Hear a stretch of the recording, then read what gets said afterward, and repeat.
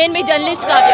So తెలంగాణలో ఒకప్పుడు ధర్నాలు రాస్తారోకులు అంటే ఉద్యమం సమయంలో కానీ ఇవాళ వాళ్ళ గూడు కోల్పోయి వాళ్ళ వ్యాపారాలు కోల్పోయి రోడ్డు మీదకి వచ్చే పరిస్థితి.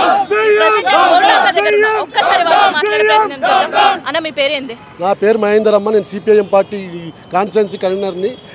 ఈ 70 సంవత్సరాలు ఇక్కడ నివాసం ఉన్న చాలామంది ఇండ్లు తీసేస్తూ ఉన్నారు. ఈ మూసి పరివాహక ప్రాంతంలో ఈరోజు హఠాత్తుగా దుర్గానగర్ ప్రాంతంలోకి వచ్చి నిషాను గుర్తులేసిపోతూ ఉన్నారు. FTL పేరు చెప్పేసి FTL 400 కిలోమీటర్ల దూరం ఉన్న వాటర్ని ఇంకా లోపల తీసుకొచ్చి FTL అంటూ ఉన్నారు. అనేక షాపులు దగ్గర ఒక 2000 మంది ఉపాధి మొత్తం కూడా తీసే ప్రయత్నం చేస్తూ ఉన్నారు. లంక నుండి ఇక్కడ వరకు దగ్గర ఒక 500 ఇండ్లు తీసే ప్రయత్నం చేస్తూ ఉన్నారు. అసలు మూసికి చాలా అభివృద్ధి చేయాలని కోరుతా ఉన్నాము. అభివృద్ధి పేరుతో పేద ప్రజలు ఇల్లు కూల్చడం అనేది అది దారుణమైన పరిస్థితి. ప్రభుత్వాన్ని ఏంటి చెప్తా ఉన్నాము, గతంలో ప్రతిపక్షంలో ఉన్నప్పుడు రేవంత్ రెడ్డి గారు ఈ సమస్య మీద అనేక సందర్భాల్లో మాట్లాడారు. వాళ్ళకు నష్టపరిహారం ఇవ్వకుండా బీఆర్ఎస్ ప్రభుత్వం మోసం చేస్తుందని చెప్పాడు. కాబట్టి పేద ప్రజలు మొత్తం కూడా ఇల్లు తీసేస్తూ ఉన్నాడు కదా. ఇప్పటికే అనేక FTL పేరు చెప్పి చాలామంది ఇల్లు కూల్చేసిండు. లక్షల కోట్ల రూపాయలు పెట్టేసి బిజినెస్ మొత్తం పొడగొట్టేసిండు వాళ్ళందరివి. ఇప్పటికే మేము ప్రభుత్వం FTLలో ఉండి తీయాలి, కానీ నష్టపరిహారం ఇవ్వాలి కదా. నష్టపరిహారం ఇవ్వటం మూసి అభివృద్ధి ఎవరు ఆహ్వానిస్తారు? ఏ దేశమైనా అభివృద్ధి జరగాలంటే ఆ ప్రాంతాల్లో అనేక ప్రాంతాల్లో అభివృద్ధి జరగాలి, కానీ ఈ రకంగా ప్రజలు మోసం చేయడం అనేది సరైనది కాదని చెప్పి మేము డిమాండ్ చేస్తూ ఉన్నాం. పేదవాళ్ళకి చేయట్లేదు. మేము వెళ్తున్నాము. డబ్బున్న వాడికి ఇప్పుడు నాగార్జునకు 3 కోట్ల ల్యాండ్ పోతే ఆయనకు నష్టం జరగదు. 1000 కోట్ల ఆస్తిపరుడైనాయి. ఒక పేదవాడు రోజు కూలి చేసుకొని కాయా కష్టం చేసుకుని ఊళ్ళో భూములు అమ్ముకొని వచ్చి ఇల్లు కట్టుకుంటే వాడు ఎట్లా కట్టుకుంటాడు? వాడు మళ్ళీ వచ్చే పరిస్థితి లేదు. అంటే నాగార్జున పేదవాడిని గుడిసెల్లో ఉన్నాను ఒకే తీరు చూడొద్దని చెప్పి మేము అడుగుతా ఉన్నాము. పేదవాడికి మొత్తం ఇప్పుడున్న ఈ మూసీలో సుప్రీంకోర్టు కూడా చెప్పింది, వాళ్ళకు పట్టాభూమి ఉండి వాళ్ళు ఇల్లు కట్టుకుంటే వాళ్ళకు నష్టపరిహారం ఇవ్వకుండా ఎక్కడ కూల్చొద్దని చెప్పేసి ప్రభుత్వం సుప్రీంకోర్టు చెప్పింది. కానీ సుప్రీంకోర్టు నిర్ణయాలు కూడా పాటించట్లేదు రాష్ట్ర ప్రభుత్వం అని చెప్పేసి మేము డిమాండ్ చేస్తా ఉన్నాం. సో రేవంత్ రెడ్డి అన్న ఇల్లుకి జరిగి నెల రోజులు అవుతుంది, ఇప్పటి వరకు కూల్చలేరు. మరి పేదవాళ్ళు ఇల్లు కూల్చుడు ఎట్లా? మేడం నేను బీఆర్ఎస్ లింగారావు 40 ఏళ్ళ నుంచి ఇక్కడనే ఉంటాను. నేను మాకు ఇదంతా తెలుసు. ఎందుకంటే 40-70 ఏళ్ళ నుంచి లేని మూసి ఇప్పుడే వాళ్ళకు గుర్తు వచ్చిందా? ఎప్పుడు ఏడ మునిగినాయి, ఏడ పోయినాయి. వాళ్ళు ఏదో అమెరికానుకో జర్మన్ అనుకో ఎవరికో ఇచ్చి ఇప్పుడు ఇలా మన ఓటర్లను మనోళ్ళను మన ఇంటోళ్ళను ఇబ్బంది పెట్టడం ఇది కరెక్ట్ కాదు మేడం. ఎందుకంటే ఒక 5000 కుటుంబాలు రోడ్డు మీదకి వస్తాయి. అంత చిన్న ఫ్యామిలీలు వాళ్ళు చేసుకుంటేనే స్కూళ్ళు రేషను అవి ఇవన్నీ ఉంటాయి. లేవు మీరు చూడలేదు నిన్న. ఇప్పుడు మీకు కావాలంటే కంపెనీలు చూపెడతాము.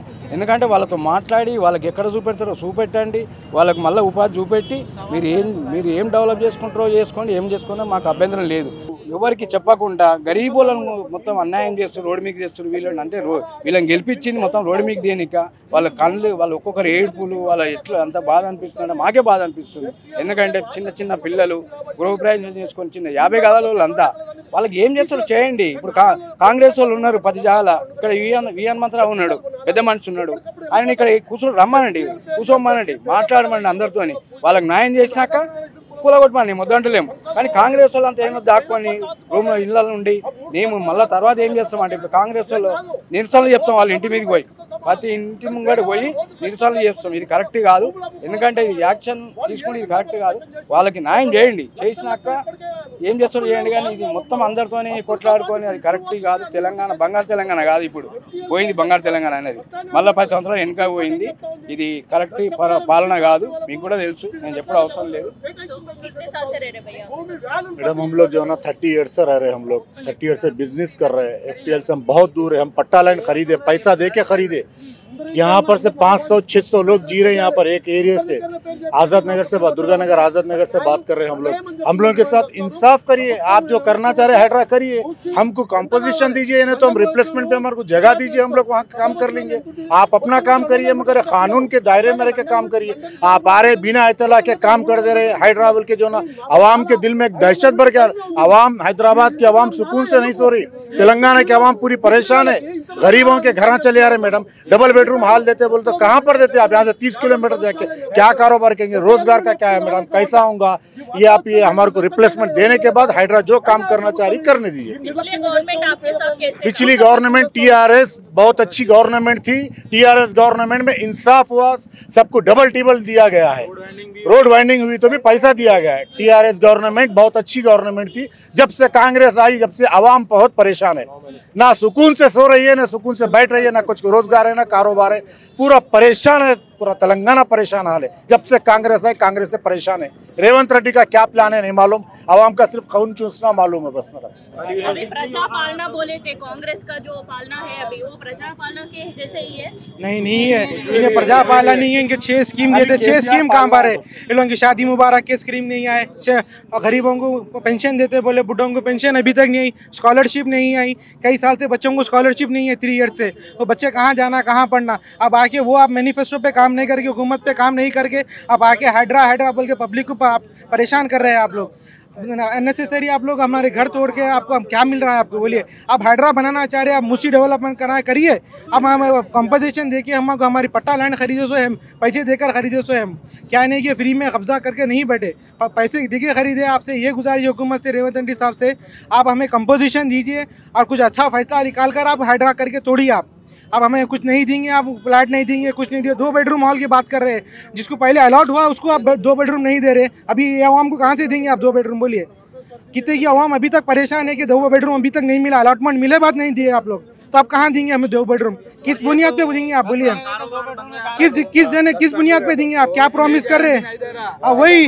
वही क्या प्रॉमिस करके देंगे आप? ये पहले की प्रॉमिस पूरी नहीं करे आप, तो ये प्रॉमिस क्या गारंटी दे रहे? क्या हमें 2 बेडरूम देंगे, हमें ये देंगे, हमें वो देंगे? हम आपके ऊपर भरोसा नहीं करते हमारे रेवंत रेड्डी साहब। आप आवाम में आइए, आवाम में आकर आप बैठ कर बात करिए, आप कुछ सोल्यूशन निकाल कर जब फिर हाइड्रा पर जाइए। आप मत जाइए हाइड्रा पे। आप खाली अननेसेसरी पब्लिक को, कई साल से घर पर रहे लोग बनाकर कई पैसे देकर करे हुए हैं, आप आके ऐसा तोड़ देंगे, वो तो कहाँ से होगा इंसाफ? बताइए। अब आई वांट जस्टिस। अब पहले जैसी नहीं रही, हम न्यू इंडिया है, न्यू तेलंगाना है, आपको बताएंगे रेवंत रेड्डी साहब। आप इलेक्शन, GHSG इलेक्शन भी आ रहा है, सब इलेक्शन आ रहे हैं, जब वोट मांगने आएंगे ना, जब बताएंगे आपको हम आवाम क्या है, पब्लिक क्या है, आपको जब बताएंगे। अननेसेसरी आपको वोट डाले बाद पब्लिक को परेशान कर रहे हैं आप, अननेसेसरी मत करिए। आप पब्लिक को इंसाफ दिलाइए, जस्टिस दिलाइए, जब भी हम आपके साथ है। आप लोग तो करंट बिल अभी भर रहे, करंट बिल भर, हाउस टैक्स, करंट बिल आप ये पूरा कम से कम 20 साल से भर रहे हम लोग। 20 साल से गवर्नमेंट कांग्रेस का ही था। हाँ, जब भी कांग्रेस का गवर्नमेंट था, जब से अलर्ट करे, जब से भर रहे हम लोग। पट्टा लैंड है हमारा, रजिस्ट्रेशन है, पूरा चीज है हमारा। हर चीज रहने के बाद भी हम आके तोड़ देते, कुछ बोलना नहीं, करना नहीं, रात आके तोड़ देते। वो तो ये कहाँ का इंसाफ है मैडम? ये हाँ, ये CM साहब क्या छोटे बच्चे हैं क्या? उनको नहीं मालूम, कानून नहीं मालूम उनको, किसको क्या देना? KCR साहब सबको कंपनसेशन दे के हटाए जिसको जरूरत था। तो या मलकपेट में झोपड़ियाँ थे, सबको डबल बेडरूम का पहले दे के उसके बाद में उन लोगों को 2800 है। ये हमारे पास भी रोड वेंडिंग हुआ, उनको भी सबको 4 गुना पैसे दिए, 4 गुना पैसे दे के 2800 है। ऐसा नहीं है पैसे नहीं देते, कुछ नहीं देते, हट जाओ बोले तो कैसा हट जाते? ये नाइंसाफी है पूरी। सेफ थे, बिल्कुल सेफ थे। KCR गवर्नमेंट में बिल्कुल सेफ थे। तो ये गवर्नमेंट के ऊपर आपका ओपिनियन क्या है? हमारे को गवर्नमेंट के ऊपर भरोसा नहीं है, बिल्कुल बेकार गवर्नमेंट है ये। आम आदमी का गवर्नमेंट है ये, नहीं गरीब लोगों का गवर्नमेंट है? इसका भी नहीं है, आम आदमी का है ना, गरीबों का है नहीं, खाली इनका फायदा करने के लिए गवर्नमेंट बना सो है। तोड़ते बोल रहे, कारोबार करने वाले कहाँ जाएंगे? बोलिए, लाखों के खरीदे ले लेके हम लोग यहाँ बनाए, अब वो पूरा बिजनेस चला रहे, अब वो तोड़ दिए तो हम खाएंगे कैसा, रहेंगे कैसा? घर चल रहे, डिप्रेशन में डाल दिए। क्या उम्र है हम लोग की? बोलिए, हम लोग तो, हमारे फादर भी नहीं है, हम लोग कम एज के हैं, इतने कम एज में हम लोग फिर भी बिजनेस कर रहे। हमको जगह भी नहीं है हमारी कारोबार की, तो हम कहाँ जाएंगे? बोलिए, किससे पूछेंगे? हमारे को लोन है देने का, खर्चा है। अब आप कंपनसेशन दिए तो हम कुछ भी, हमारे को दूसरी जगह पे जगह मिली तो हम कारोबार कर सकते हैं। अब ये कारोबार ही नहीं रहा तो हम कैसा रहेंगे? बोलिए, हम बेघर हो गए, सब हो गए, तो क्या हम कुछ देंगे नहीं? कुछ भी नहीं दे रहे लोग। भैया आप बोलो कि एक गवर्नमेंट आए सो टाइम पे आप क्या क्या उम्मीदें रखे थे? नया गवर्नमेंट है, हम लोग पूरे क्या, हम लोग को अच्छा, अब क्या गवर्नमेंट चेंज हो गया तो क्या हमारे को क्या अच्छा ये होते बोल के हम लोग क्या कांग्रेस के लिए अच्छा चाहे मगर केसीआर करे सो उसको क्या इन लोग क्या अच्छा उनसे ज्यादा करते बोल के रेवंत रेड्डी साहब को हम लोग वोट दिए, पर हम लोगों को क्या वोट दिए क्या, हम लोगों को वोट दिए तो हमारे को उल्टा ऑफर ये दे रहे हमारे को क्या है, ये सीधा तरीका नहीं है करने का हमारे को ये। हाँ हम लोग ऐसे सोचे क्या आप कर दे आप लोगों को अभी तक सोचे नहीं मैडम, हम लोग क्या समझे अभी तक, हमारा क्या वोट दिए तो हमारे को फायदा होते बोल के सोचे, हमारा फायदा कुछ भी नहीं है हमारे को। ये हाइड्रा बोल के लाए, हाइड्रा से हम लोग क्या हम लोग मौता निकाल जाते तो सरकार हो जा रहा पूरा है। हम लोग अपने जीना नहीं जा मर जाना बोल के भी समझ नहीं आ रहा हमारे को। हम लोग काम करने के लिए क्या कैसा करना, हम क्या करना, हम अभी आज का दिन में निकल जाओ बोलो तो आज शाम में खाली कर लो, सुबह में आ रहे सैटरडे संडे आ रहे बोलो किधर जाना सैटरडे संडे में, हम लोग पूरे पास ही डाल क्या घर में बच्चे किधर जाना हमारा पूरे। हाँ हमारा बिजनेस, हमारा रोज का रोटी बिजनेस है हमारा, मेरा डेयरी फार्म है, मेरा डेयरी फार्म में मैं मेरा भाई कर लेता, हम लोग किधर जाना, हम लोग बच्चे 4 बच्चे हमारे को, हमारे बीबी बच्चे किधर जाना, हम किधर जाना, वो बता रहे कि ऑप्शन भी नहीं दे रहे, इधर रहो जाओ बोल के जगह नहीं बता रहे, क्या डबल बेडरूम बोले डबल बेडरूम, हमारा डबल बेडरूम में ले गया क्या जानवर को बांधते क्या। रेड्डी का भैया को अभी नोटिस दे के भी मार्किंग करके भी 1 महीना हो गया, तब तक अब तक उन लोग कुछ भी नहीं, हमारे मार्किंग करके आज मार्किंग करके कल ही निकाल दे तो बोलो कहाँ जाना मैडम, उन लोग जानवर को ले जाके किधर बनना है बोलो, बफेलो से हमारा 10-15 बफेलो से उन लोग को ले गया कि किधर बनना है, भैंसों को बोलो भैंसों किधर, हाँ 30-35 साल से हम आई हम लोग इधर, आज के दिन आके कल नहीं परसों 2 दिन भी नहीं, कल सुबह में आते तुम लोग क्या तो भी कर लो। हमारे मैडम मैं रिक्वेस्ट करके पूछा मैडम क्या हमारा ऑप्शनल क्या, हम यहाँ इतने दिन से है ना मैडम, जो आप ले रही है तो गवर्नमेंट का प्रोसेस सही होगा, वो प्रॉब्लम नहीं है हमारा, वो कर लो, मगर हम किधर जाना है बोल के पूछे तो वो भी हमारा संबंध नहीं है, मगर तुम लोग निकाल देना बोले तो निकाल देने का मालूम है, मगर ऑप्शन बताने के नहीं मालूम, वो आपका गवर्नमेंट है ना, आपको गवर्नमेंट क्या कांग्रेस गवर्नमेंट आपको बोले तो करे ना, आपको ऑप्शनल नहीं रहे तो कहाँ से बात करेंगे बोलो। ఇది ఒక్కడు పోయిందంటే మేమనగా మా ఒక కుటుంబాలు దాదాపు 15 కుటుంబాలు ఉన్నాయి మావి కూడా ఆడ, మా ఒక 15 కుటుంబాలు ఇప్పటి నుంచి దాదాపు 30-35 మంది ఉన్నాడు, వాళ్ళందరూ రోడ్డు మీదకి వచ్చినట్టుగా మేడం, మేము ఒక్కరమనే కాదు, మా ఒక్కరి గురించి మేము ఒక్కరి గురించి బాధపడతా కాదు, 10-30 మంది మా ఓన్ ఫ్యామిలీస్ 30 మంది వాళ్ళు ఎక్కడ పోవాలి, మేమంతా కూర ఒకసారి మా ఫ్యామిలీ అంతా పోతే ఎంతమంది మేము ఏం చేసుకోవాలి చెప్పండి, మీరు ఎట్లా బతకాలి, మేము ఏం తినాలి ఏం చేయాలి, రోజు జీవనాధారం మాకు అదే ఉంది, మీరు ఏమైనా ఆప్షన్లు చూపిస్తాను గవర్నమెంట్ అన్నది, రేవంత్ రెడ్డి సార్ మొన్న ఏం చెప్పిండు న్యూస్లో, మీకు ఏమైనా డబుల్ బెడ్రూమ్ అన్నాడు అదే అన్నాడు, మీకు ఆప్షనల్ మీకు ఇలాగ ల్యాండ్ అనేది ఇస్తాను అదే అన్నారు, ఏది లేదు డైరెక్ట్ వచ్చి వాళ్ళ రోజు వచ్చి మీకు మార్కింగ్ వేసేసినాం, మీ ఆధార్ కార్డ్ నెంబర్ చెప్పండి, మీ ఫోన్ నెంబర్ చెప్పండి, రేపు ఇవాళ నైట్ వరకు కాల్ చేసుకోవాలి బాబు, మీరు ఎక్కడైనా వెళ్ళిపోవాలంటే మేము ఎక్కడ పోవాలి మేడం చెప్పండి, మేము ఎక్కడైనా పోవాలి చెప్పండి, ఇక్కడ వెళ్ళాలి మేము ఏం చేయాలి, మీరు పోనీ మీ గవర్నమెంట్గా మాకు చెప్పింది ఏందనేది, మీ గవర్నమెంట్ చెప్పినట్టు మీ గవర్నమెంట్ ప్రకారం మీరు చెప్పండి, మేము దేనికి కూడా మేము యాంటీ ఉండట్లేదు, మేము అగ్రీ అవుతున్నాం, మేము దేనికైనా కూడా మీరు గవర్నమెంట్ ప్రకారం చేస్తున్నాం అంటే మాకు కూడా సంతోషం, రేపు మేము మా భవిష్యత్తు బాగా పిల్లల భవిష్యత్తు బాగుంటుంది కదా, మేము దాని గురించి అయినా కూడా మేము ఒప్పుకుంటాం, మేము చేయండి మా ఉన్నాయన్నీ తీసుకోమనండి, కానీ మేము బతికేది ఆధారం లేకపోతే ఎట్లా మేడం చెప్పండి, గవర్నమెంట్ చేసేదే రాంగ్ థింగ్ అనిపిస్తుంది, ఇప్పుడు ఇన్ని రోజులు ఏమైనా కరెక్ట్ అనిపించింది మాకు కూడా, చేసేది రైట్ థింగ్ చలో పోయి మేము కూడా రేపు పొద్దున మా లేకపోయినా మా పిల్లల భవిష్యత్తు బాగుంటుంది, రేవంత్ రెడ్డి సార్ వచ్చినందుకు మేము ముందర మేము కూడా లేకపోయినా మా పిల్లల ఫ్యూచర్ అని ఉంటుంది అట్లా ఆలోచించినాం, కానీ ఇప్పుడు ఏంటంటే మేము ఇవన్నీ చూస్తుంటే మాత్రం ఇది మాకు ఫ్యూచర్ కాదుగా, మేము ఉన్న బతుకుగా కలియుగంలో నరకం కనిపించినట్టు ఉంది మాకు, ఇదంతా కలియుగం నడుస్తుంటే కలియుగం నరకం ఒకటిదే ఉంది కానీ దాన్ని తెప్పించి ఇంకేం లేదు, నరకం అనేది ఇప్పుడే చూపిస్తుండే, ఇక ముందర దేవుడు చూపించడం ముందు మనుషులు చచ్చిపోయేదే ముందు కానీ ఇప్పుడే చంపేస్తున్నారు, మనుషులు ఆగముందు ఓవరాల్ చచ్చిపోయేటట్టు ఉంది సిచ్యువేషన్ ఇప్పుడు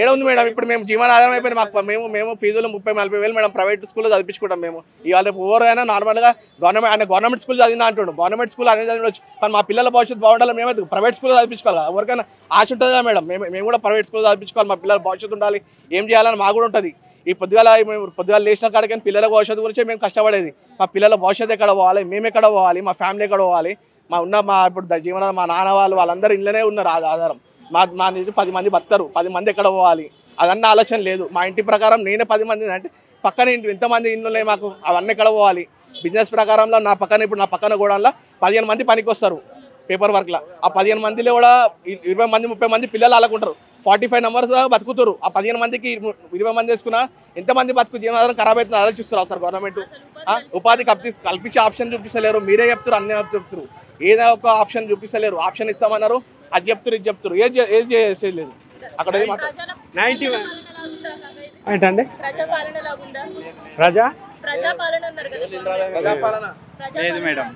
లేదు మేడం ప్రజాపాలన లేదు, దొంగల పాలనగా అయిపోయింది ఇది, మాకు షెడ్లు ఇస్తున్నారు, అక్కడ షెడ్లు ఉన్నాయి, చాలా మంది కూడా పేదలు కూడా అక్కడ వచ్చి పనులు చేసుకుంటున్నారు. వాళ్ళకు కూడా ఇప్పుడు లేకుండా అయిపోయిన పరిస్థితి.